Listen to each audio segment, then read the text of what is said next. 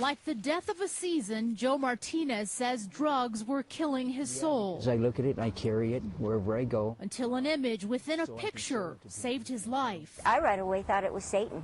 I really thought, I said, man, you're really walking with Satan. This picture was taken at his in-laws' anniversary 8 years ago. I couldn't believe what I was seeing at a 50th wedding anniversary. And it languished in a photo album until this year, when they finally noticed what lurked over Joe's left shoulder. There's good and evil in life.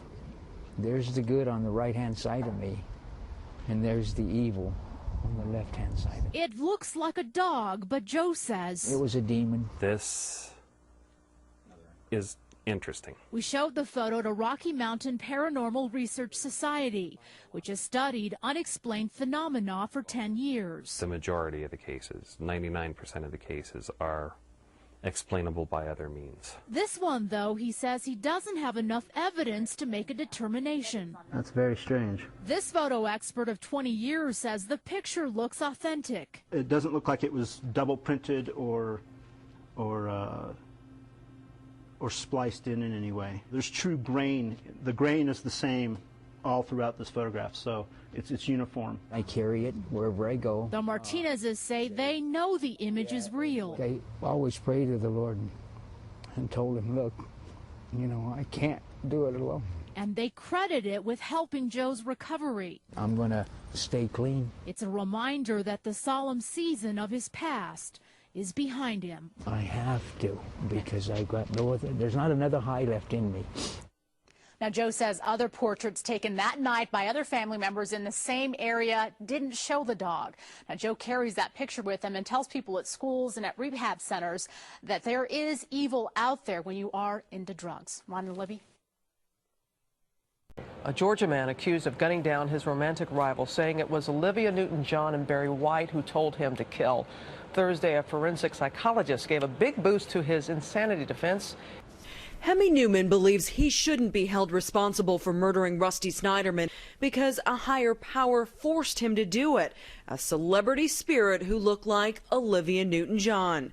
Thursday, a psychiatrist for the defense backed up his claims, diagnosing him with a long list of mental problems, including bipolar disorder, mania, depression, and delusions like this.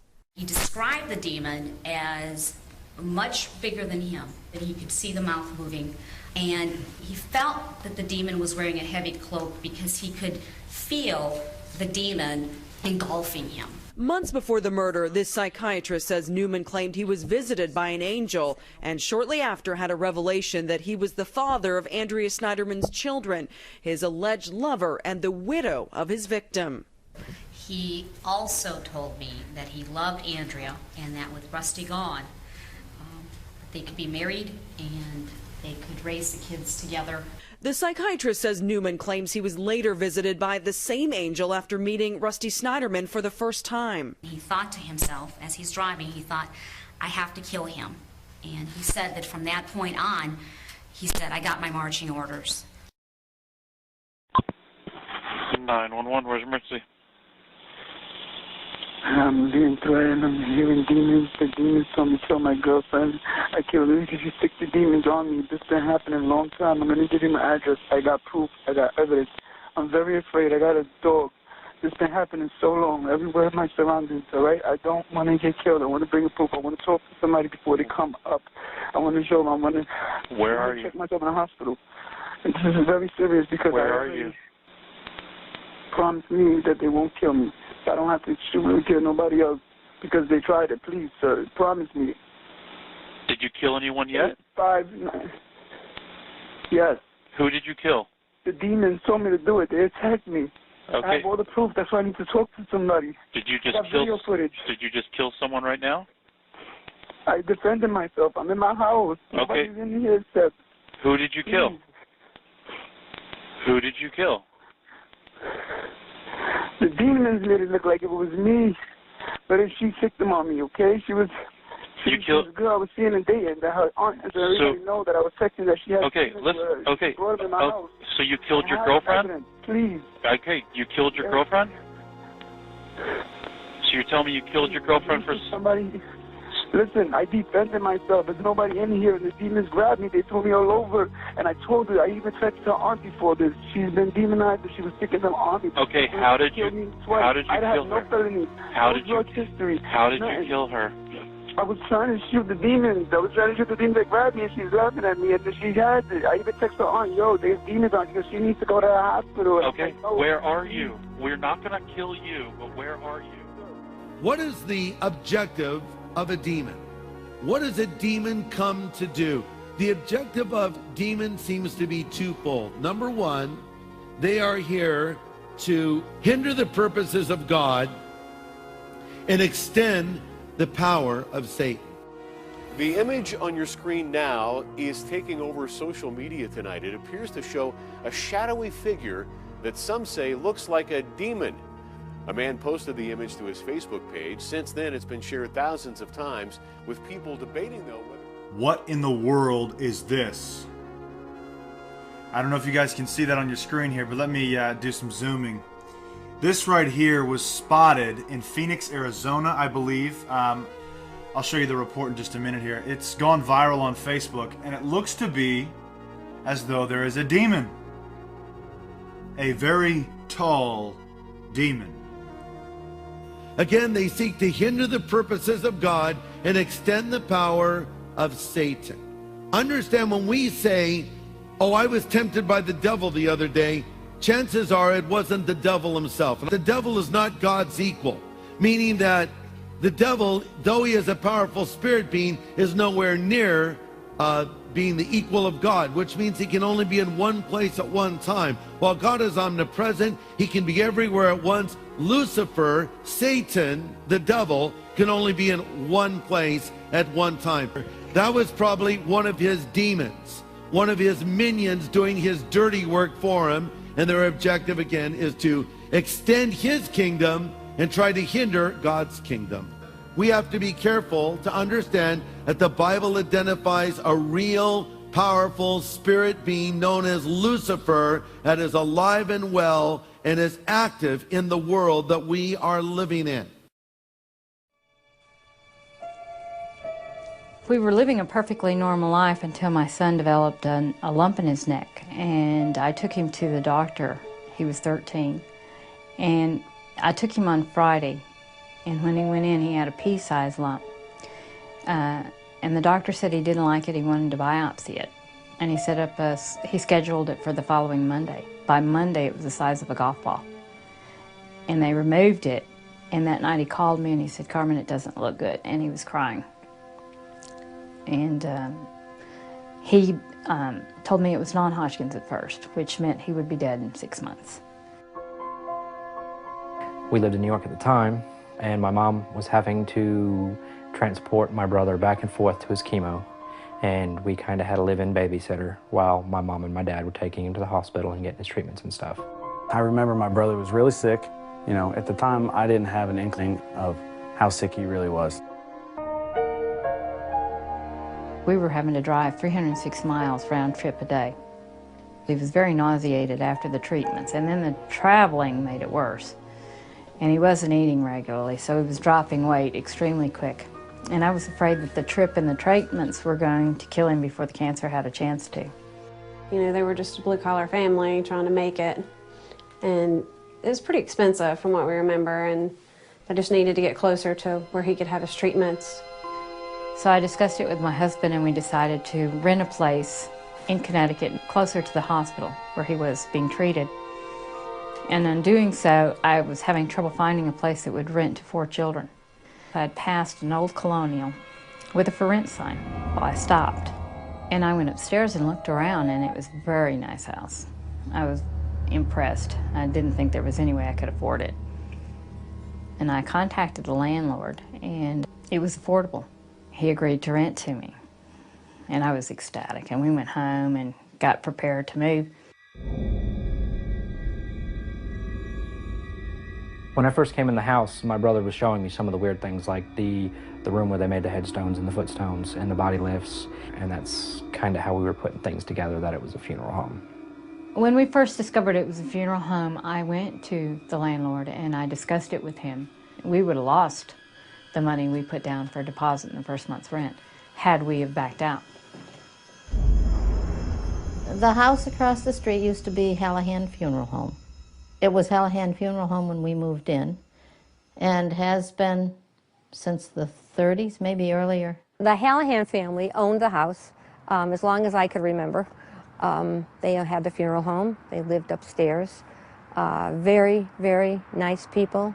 Well, I worked in all the funeral homes in Southington at some point in time. I'd get a call to go in and do a corpse's hair and makeup. He needed help occasionally to go retrieve bodies from the hospital morgue. And he came over once in a while when I was around, and he asked if I could take a ride with him in the hearse to go pick a body up in the morgue.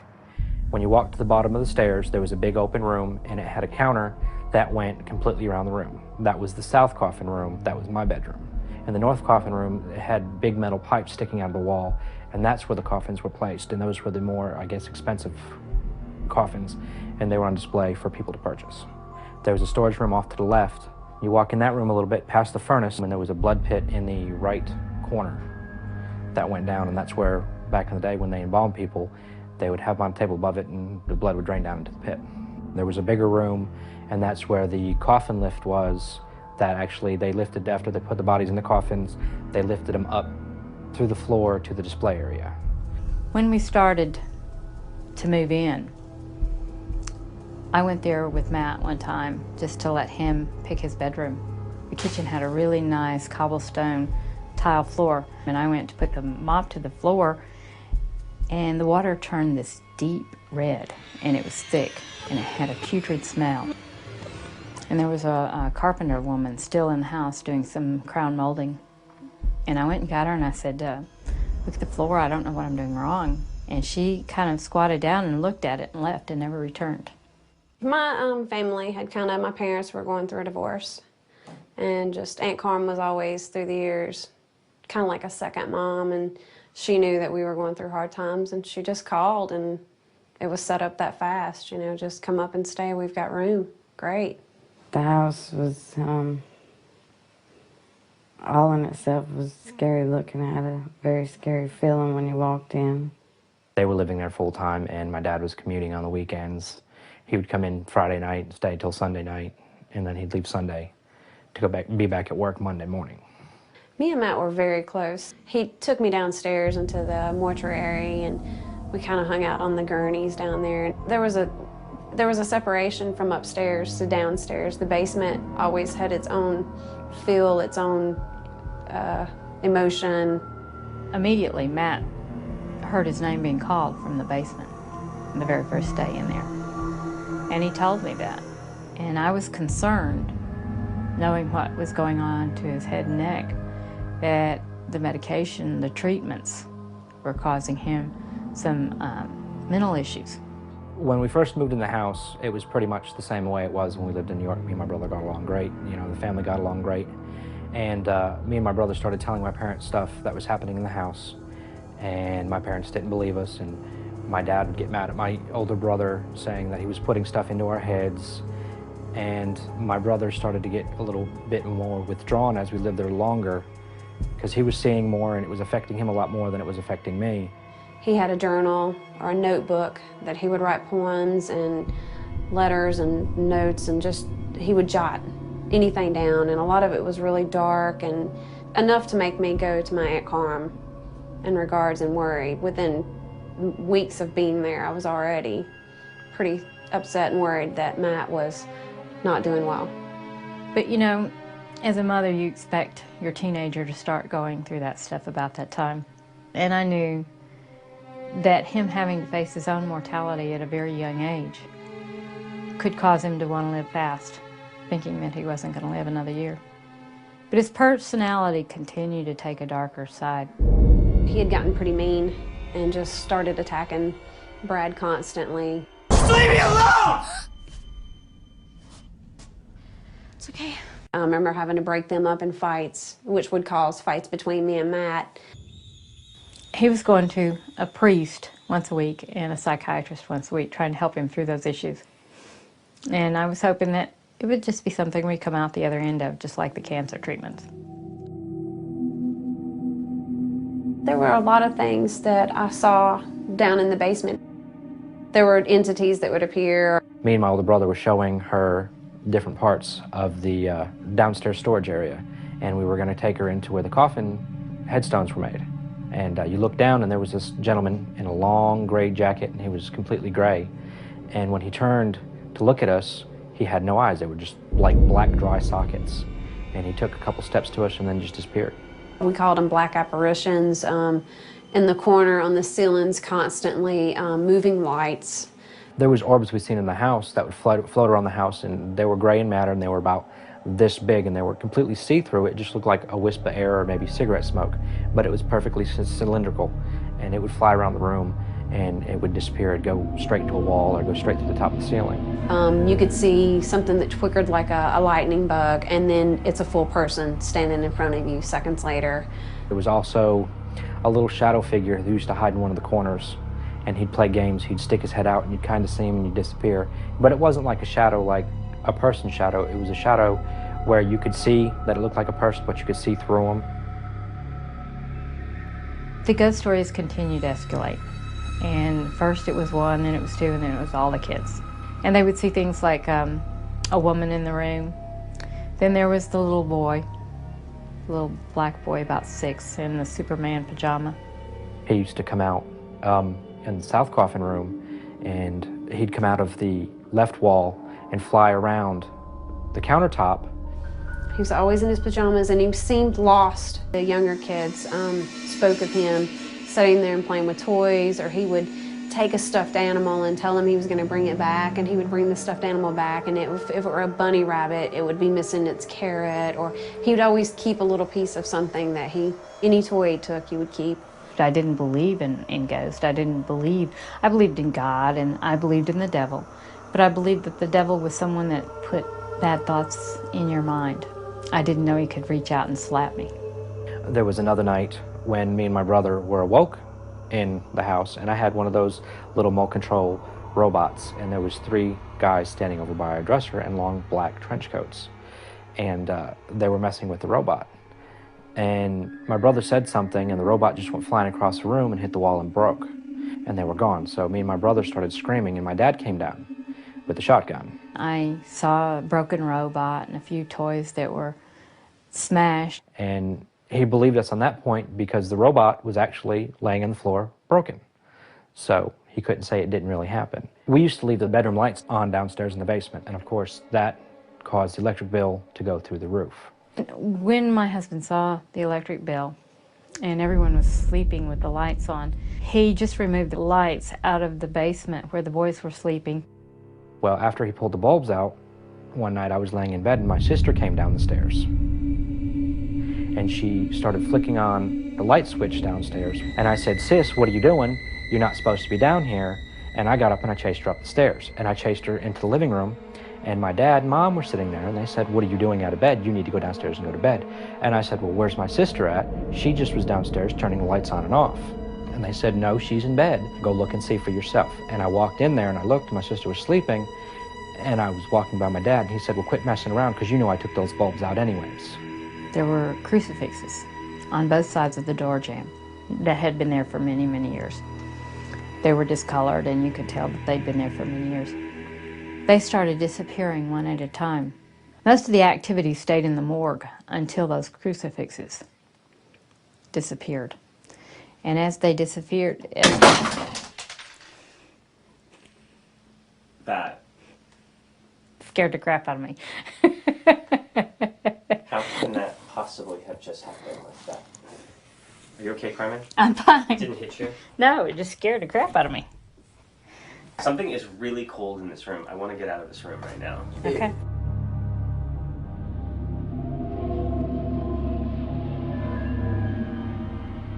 We're giving recognition. This kind of thing happens. The best thing to do is get through it as quickly as possible. Okay. And then everything will go back to normal. My husband didn't believe it. He thought it was mainly Matt's fault, that he thought that he was inciting the stories. Before my parents believed the stuff that was going on in the house, we tried everything we could to make them believe that what we were saying was true. There was just no tangible evidence. We couldn't take a picture because we didn't have cameras. You know, we tried recording them on the little kids' recordable things, and people would say it's just static. No, I didn't think there was anything wrong with the home. I thought something was wrong with Matt, and I put him in a mental hospital. And that was when another hurdle that was very tough. They came with an ambulance and took him away. And then when we got there to the hospital, they put him in a cot that was basically a straitjacket in a room the size of a closet. And they were going to shut the door, and they wouldn't let me speak to him or be near him. And they said, "You have to leave." And he's screaming, "Mom, don't leave me. Mom, don't leave me." And the last thing he said is, "Now they're going to come after you." Shortly after I had Matt put in the hospital is when things escalated. There was a man that used to appear in my room after my older brother moved out. And he was one of the more scarier things that I've seen. He was just a head. He had long hair, but he had a wicked scar that came down the center of his face, and this whole side of his face was smooth, kind of like metal. And he just had a circle for an eye. It didn't have any color, any pupil, or anything. And he would just start flying around the room. I went to the refrigerator, hungry, just searching for something to nibble on. 20 minutes before, it was fine. I went back, and it was just rotted and corroded. How does an apple go from being something I just bit out of to being rotted and nasty? I would have never picked that up to eat it because it would have just bled out in my hand.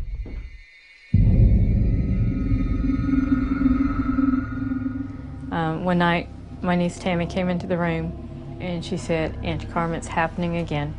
The curtains flew up, and as I pushed her back, I could see the perfect imprint of a hand underneath her shirt.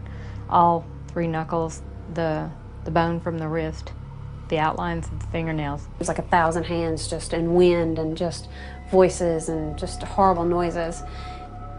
And I called the church, and they said, "Say the rosary and call me in the morning." And we commit to doing that, and I'm wearing the rosary as a necklace as I did constantly all day, every night. And it engulfed us, this black cloud is what I call it. And the rosary beads just lifted up. It lifted, levitated off her chest, and shattered. So I ran into the bedroom and jumped on the bed, and I told my husband that the house was haunted. We did start sleeping on mattresses and air mattresses in the living room as a community so we could have, white light on us, because when there was a white light present, it didn't mess with us. And we felt safer sleeping in groups. Which was kind of cool because it felt like we were all camping out and we were all together, so I wasn't as scared. There were a lot of times that the presence would be so strong, you could feel it. You could be running away from it, and it would be in your face the whole time, just that close. You could smell it, feel it, know it was there. It let you know it was there. It was almost like we were ambushed, is the best way I can describe that to you. The main one that I really remember was Aunt Carmen was in the shower. It was like something was alive in the shower curtain. It was wrapped around her like it was trying to suffocate her. Like I had to fight to get the curtain pulled away from her, and she on the inside screaming and panicking, trying to fight too. It actually happened to my husband as well. It liked to attack you when you were alone, and the bathroom was the perfect spot for that, because that was the one place that you always went alone. Carmen would go under a lot of attack. She would get dragged into this very dark, deep place. She would just hit the floor, just pass out. And she couldn't move, she couldn't talk, there was no reactions whatsoever, so I knew she was into something very deep. There was only darkness, there was no light, and each time it was a little different. It was like something was trying to take her over or control her or hurt her. And I ran into different beings. We would be over her with Bibles and rosaries, crying and praying. Her hands would be ice cold. And the next thing I would know, I'd be back in my body, and I'd be on the floor, and there'd be people around me saying prayers, and I'd be wet from holy water. Finally tonight, Chapter 2 of what some are calling a real ghost story. You may recall our telling you about what some call a haunted house in Southington. Well, something's afoot there again, and Elizabeth McGuire brings us the latest. I'm still afraid of this house. Well-known ghost hunters Ed and Lorraine Warren were called in after family members claimed they heard mysterious voices and saw apparitions. The house is a former funeral home. Pulleys that used to lift coffins are still in place. A table once used to prep bodies now holds laundry. Each night for weeks, Carmen has laid out mattresses in the living room. The family and the investigator sleeping together for safety and to keep a close watch on what may exist in this house. The Warrens encouraged us to go public. Basically, they said that it would get the church in quicker. But my husband was really getting tired of all the people being in the house. He was coming home from work tired, and there's 6 people in the house. And he said, well, if this will get it over faster, fine, go public. And that's what happened, and I don't think that he understood the ramifications. I know I didn't, of what going public would do to our children. When the story first came out and we had to go public, it was kind of embarrassing, and I was pretty angry at my Aunt Carm, hoping there would be other ways because I was in high school. Things turned really bad. People that I hung out with, you know, all my friends stopped hanging around me. There was a couple kids who actually picked fights with me, and I wound up fighting a couple times because, you know, they were saying that I was crazy, my parents were crazy, and crazy parents cause crazy kids. It came to that point where we knew the church was going to sanction the exorcism in that house. Now, this has been shrouded with so much doubt. People have said there was no exorcism that was performed in there.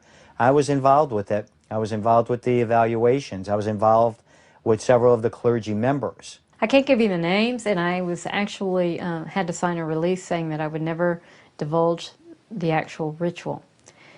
There were 3 priests and 3 deacons. There was a strong man and a secretary to take notes. I wasn't allowed in the house. I was too young. It was too dangerous for me to be in the house or around the house when it happened, so I stayed away with a friend. They had brought in some religious relics, one of which was a Madonna, and they were placed in various places throughout the house. They spoke the Mass in Latin, in Hebrew, and in English. During the exorcism, there were several different things that actually had transpired in there.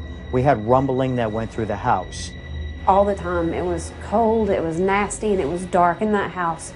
Ed and Lorraine Warren was there. Mr. Warren got some chest pains. I was very concerned for his well-being. And at the climax, it was like it just broke. The second we said amen, it was like spring showed up in the house. And that home was successfully exorcised. After the exorcism was performed, we waited 6 days to make sure everything was clear, and we moved out. When we moved down to where we live now, nobody knew us, and it wasn't really talked about. My brother, luckily, thank God, he did pull through his cancer. He's got beautiful children. He's got a wife. He travels. He sees the world. It's room 209. Amy says nobody's checked into that room, and there's reports of screaming coming from that room. Ghosts are not ghosts, but they are actually demons. And how do demons actually masquerade like ghosts? Your ideals of ghosts, you know, people lingering around, is nothing more than something you created out of your imaginations. And because of what you create out of your imaginations, demons feed on these things in order to keep that deception going. They remember people because they were familiar with them. Do you know the world's most credible and amazing ghost photo may have been taken in the White House in 1950? Is the White House Phantom truly the world's most amazing ghost photo? Is the White House haunted? Yes, it is. And it is believed that the spirit of Abraham Lincoln and his son Willie Todd Lincoln roam the halls of the White House. And do you have evidence of that? Yes, I do. This has been documented for over 150 years. Somebody has seen them there wandering through the White House halls? Not just somebody, but some pretty impressive people. We're talking Teddy Roosevelt. I mean, talk about a no-nonsense president. Harry Truman, First Lady Eleanor Roosevelt, President Lyndon Johnson. In fact, Lyndon Johnson was overheard by White House staffers talking to Lincoln's spirit, and unfortunately that got out, and comedian Bob Hope took the ball and ran with that one. So they then told other people that they felt that they had actually seen Abraham Lincoln in the White House? Well, British Prime Minister Winston Churchill, right after the U.S. entered the war, he knew he had to have a solid deal with the United States so that Britain and America together could triumph against Adolf Hitler. So Churchill flew from London to Washington. He was put up in the Lincoln bedroom. And the Lincoln bedroom, Barbara, it wasn't always a bedroom. It used to be an office. It was Abraham Lincoln's private office, and now it is decorated and it's filled with pieces from the Lincoln administration, including the bed that Willie Todd Lincoln died in. He died of scarlet fever when he was 11. So Winston Churchill insisted every afternoon on having a bath. And he was a quirky guy. So Churchill would get out of the bathtub and he walked into the Lincoln bedroom, completely naked, because he liked to walk around the room smoking a cigar, making notes for what he was going to be saying to Congress the next day, and there he's confronted with the spirit of Abraham Lincoln. And how do demons actually masquerade like ghosts? They remember people because they were familiar with them. And guess what? After these people die, they can masquerade as them and as ghosts. Yeah, the thing is that a lot of you don't realize is demons are active every day, all the time. They don't have to portray these entities. They're out there already deceiving people through false doctrine, through feeding on your vain imaginations, through inspiring your aspirations. These are called familiar spirits. All right? They're familiar with you. They're familiar with all the things that you want, all the things that you think you need. Your beliefs that, oh, when you die, you can come back as a ghost. Now that's, of course, like I said, that's not true. But that's a good deception. You got to remember, Satan is the father of lies.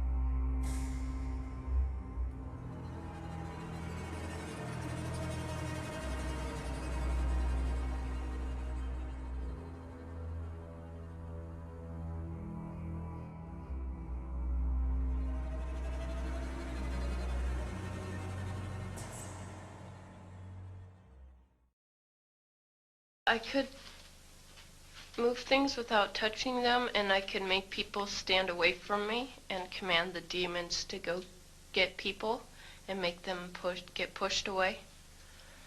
You were taught concerning the things of the dark side of the supernatural at a very young age. Could you share some of that with us? I was really involved with the Satanic Church every day. The high priest would come and get me, and they would take me to the church, and they would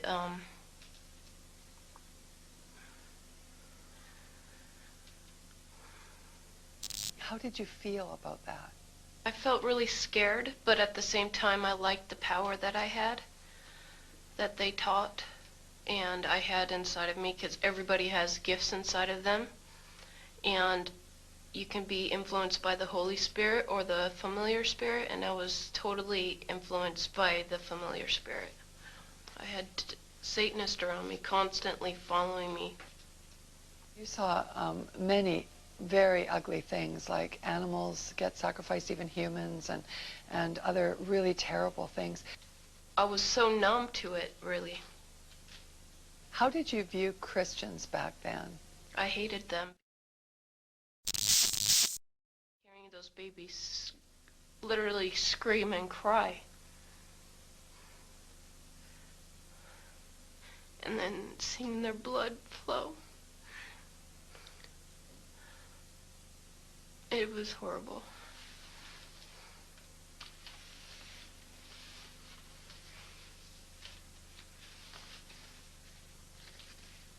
Rebecca, where did they get the babies? Yeah, they have mothers that are expecting, that they hold in in the church, and they also have people that they kidnap and they impregnate them through whatever, and they get babies from everywhere. Why is it that no one knows this? Because there's Satanists in the police force and also in the government, the army. They're everywhere. They're even on the council of, yeah, the representatives of the United States also. And they're silenced because this is not being exposed because they don't want it to be exposed. Because they're really good at lying and hiding things.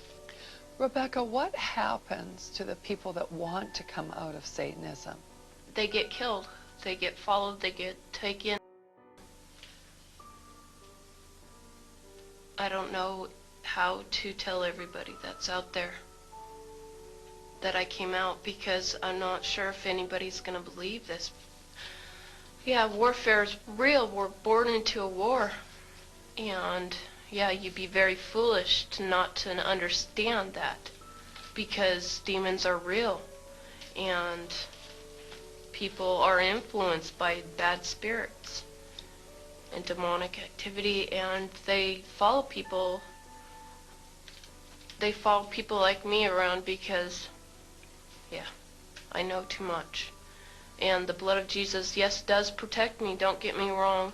I know who Jesus is, and I'm alive because of him to this day. But because I know where they are at, I'm going to expose it all. So I go, no, I don't think so. Because God is God and Satan is not. And there is no demon that is going to come into this ground that we are on, because it's holy ground, because God wants to get this little girl saved. It is about her soul going to hell or to heaven. And that's why we were there. And so I knew before she even got there, because the darkness was so prevalent. Those Christians out there, you know what I'm talking about. You can feel it in your very being. And when she came onto the property, darkness, it was like hordes of hell were there. And yet there were angels bringing her in. When I drove onto the property, there was angels everywhere, and I was freaking out. I thought I had overdosed on my heroin, really. And it was horrible. But at the same time, I felt a peace. It was weird. The door flings open without me touching it, because at the time I was influenced, of course, by the demonic activity that was living inside of me. The front door flung open, and I wanted her to know immediately, I don't think so, babe. Because your darkness is not going to come into the light. Because she needed to know that God was God and that Satan was not. She sits me down on the table, and I had all my garb on. She had a very large marking on her arm, a tattoo, which stated who she was. And so what that meant was, see, we're all marked with a destiny. Whether you're a Christian or you're into Satanism, you're marked. So that when people saw her in the natural or by the spirit, they would know who she was, that she had great authority in the spirit realm. She told me names and dates and things that nobody should have known. Her eyes were so pitch black, it was like there was no white at all. And as I started talking to her, this little girl cried out. The demons were taking over me, and I screamed, please help me, with all that I could, because I couldn't be influenced. I couldn't sit under the anointing that she was having around her. The Lord just chose to ride in on me as a donkey, just a vessel he uses. But she got saved that day. She's like, well, I've got to go. You can either give their life to Jesus, or you can give your soul to Satan, and he'll drag your soul right to hell. And then she prayed for me, and then she had a real hard time saying Jesus. Because as soon as you speak the name Jesus, everything has to bow before him. And I knew that she was relinquishing all power of darkness when she said his name. And at first it was like, oh, and she couldn't speak. And I said, you will say his name, Jesus, now. And as soon as I said that, it was like the hordes pulled back, and she screamed the name of Jesus. and this shot, I'm telling you, it was like a shaft of light hit her. And she was totally transformed. She gave me a deliverance, and I remember her touching my forehead and putting a cross symbol, and I blacked out, and then I woke up, and I felt like 90% of my body was left me. And I was filled with the Holy Spirit, and I started speaking in tongues, and I was drunk also. We let Satan know that the blood of Christ is over this child, and every door that was open, you have no authority to come back in. And then she got baptized immediately in the Holy Spirit. And then we had to carry her out. She was speaking in tongues, and she was laughing and weeping. And I know that's what Jesus sees every time someone comes out of darkness into the light. You don't have to come out of that type of a darkness, but whatever prison you're in, when you come out of darkness into the light, you'll know that you are free and that you are loved, and your whole life changes. And that's what happened to our girl. I don't believe that sometimes we really understand the fullness of the cross and what Jesus did on that cross. God is real. He has given us all authority in his church, but unfortunately, because we make pretend, well, Satan can't be real, and people go, well, I started praying and fasting, and we started praying for, you know, our school, and all hell broke loose. And I'm like, yeah, and if you're going through hell, don't hold it, but if you're going through hell, don't stop. Because if we think that the battle's easy, we would be very, very mistaken. We have got to persevere through, run the race, and to grab as many that are in darkness and bring them into the light. That is the commissioning of the church.